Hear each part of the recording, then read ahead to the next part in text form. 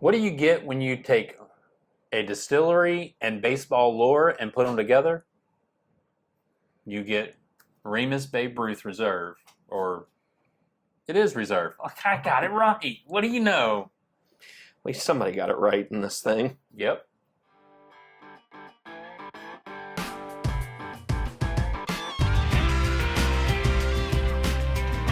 Welcome back to another edition of Bourbon Kingdom. I'm David. And I'm Zach. And today we are going to review the Remus Babe Ruth Reserve.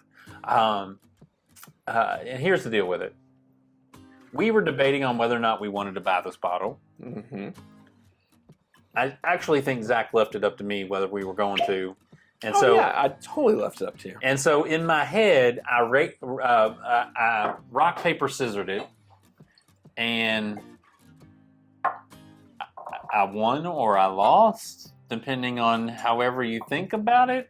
But we ended up purchasing this in the great state of Michigan at Zatuna's liquor store, who is a good friend of ours. His name is Jack. If you're ever in Michigan, in kind of the Rochester, Michigan area, do yourself a favor, go visit Zatuna's. Chances are you can get a good pour or even a good bottle off his shelf. Or a good cigar or good beer, because he's got some good beer too. You spent so much money on beer up there. I did spend a lot of money on beer, and that's for a future video, but we're neither here nor there right now. I'm not drinking that beer. Oh, I know. But it's going to be in my whiskey hole this month. So here's the thing.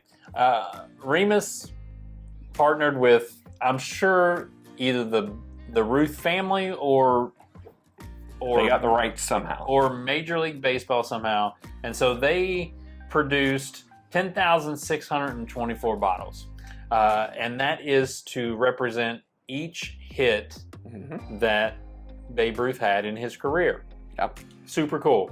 And so each one of these has a QR code on the back, and on the QR code, it will tell you what your bottle is. Yep. Whether it was a base hit, a triple, a double, a home run. This one happens to be actually a home run bottle. So we have a home run Babe Ruth Reserve. I don't know if it makes it taste better or not. We're going to find out and see where we go from there. But Ross and Squibb generally does a really good job with their stuff, and we're going to review that and see how it goes. Yeah, so I will say, when it comes to the bottle, like the backstory, where you hit the QR code thing, if you have the home run bottle, even the design of it, like even the cork that represents like a tail end and back, they did an outstanding job. They did. They really did. To be fair to them. Yeah. Here's where it gets a little tough, though, is the cost of the bottle. Yes. Now, it was not cheap. It was not cheap. Now, I think MSRP, they're saying is around 150. I haven't found anything. I've not seen it anywhere. And we got it up in Michigan. That was like state minimum for them, and it was like $225. Yeah, $225. So that gets a little whatever. But we also bought a lot of beer at the same time, and a lot of cigars at the same time. We did buy a lot. Again, though, going back to this bottle, it's a blend of 3 different mash bills. They're all like a blend of like a high rye mash bill, and I think one of them is even like a 49% rye. Yeah. So one of them is almost just straight up rye, but the ages are somewhere between 8, 7, and 6. So. Yeah. Anyways, all in all, it's 111 proof. Did we say that? No, I didn't. Yeah, 111 proof. So it's a good proof. We like that proof a lot, actually. True. That 110 to 115 or 120 is, to me, a great proof. Very kind of fruit on the nose. I was actually gonna say it's really cocktaily.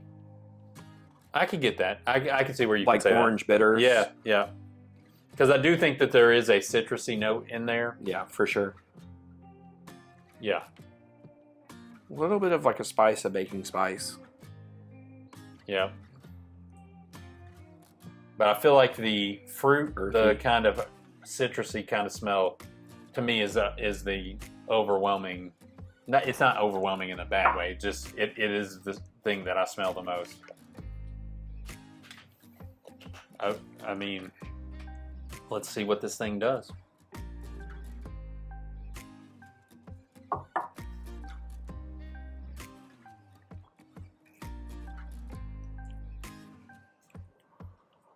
All right, a little bit of honey-y, minty kind of flavor in there. There is some weird combo of honey, mint, and orange.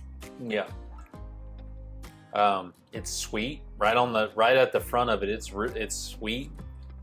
Get a ton of earthy notes with that though. Yeah. Like, what was the thing I said last time? It's not forest, but stuff that lays on the ground in a forest. You said it. Moss. No. Foliage. Foliage. Yes. Foliage. Yes. Yeah. You get a little foliage in there. Little mushroom, little barky kind of. Actually, I wasn't gonna say oak. I was gonna say like bark. Yeah, barky kind of, grainy kind of thing in there. I'll be honest with you. Coming back to this a second time, which, this is our second time drinking this because our sound didn't work the first time. But we don't speak of it. What a frustrating day. Yeah. I feel like it is a little more balanced than it was before. It's not as intense whenever we first had this, I'd had it open for a while. Yeah. It was very intense with like a lot of earth tone kind of notes. It was like trying so hard to be a rye and it just wasn't quite there. Yeah. And I feel, and again, I can't really think of a bottle that was like 49% rye and 51% corn. Yeah. But I feel like that was overpowering and overshadowing this. I'll say this, it's better than the first time we had it. I do agree with that. I think it is better. Still don't love it though. I think the finish is a little soft on it. Well, it goes spice and then it's kind of done. Yeah, that's what I'm saying. Like I feel like it's pops with spice, like almost like a firework popping off, and then it's done.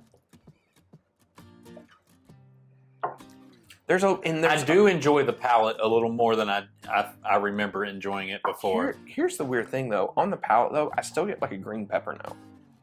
Like a very fresh vegetable kind of green pepper. Not like spicy, just like bell pepper. I get you. I hear you on that. I don't like bell peppers.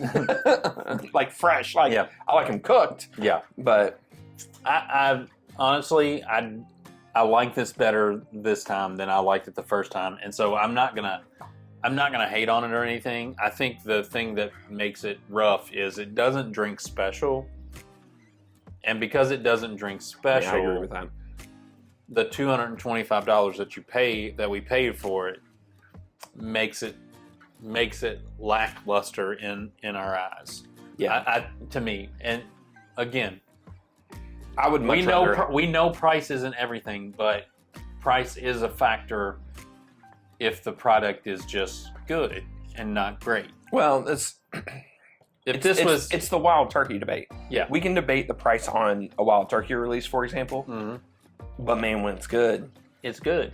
Yeah, it's a lot easier to swallow that pill. Yeah, I agree with that. I'll be honest with you. I would rather have a bunch of the Penelope that's out right now, or I'd rather just go find like a Remus Repeal Reserve. Yeah, still support Ross and Squib. Just maybe I'm just maybe in some different bottles. I'm just thinking that's where I'm at with this. If you're a baseball fan, it's great. Obviously, I think if you're a collector of things like that, like if I agree with that. If you're a collector of some sort and you like bourbon and baseball, this is like a cool bottle for you to have. Yeah, totally agree. But outside of that, I would definitely pass. Yeah.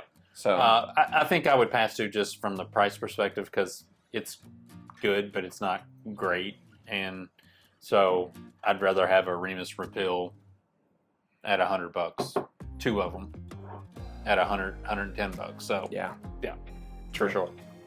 I'll keep it in the family. 2 Remus Repeal 5s for the Remus Babe Ruth. I'll make that trade with anybody. So, get us out of here. All right, hit the like, subscribe, turn on the notifications, and let us know if you've tried it. See what you think about it. And until the next time, we'll see you.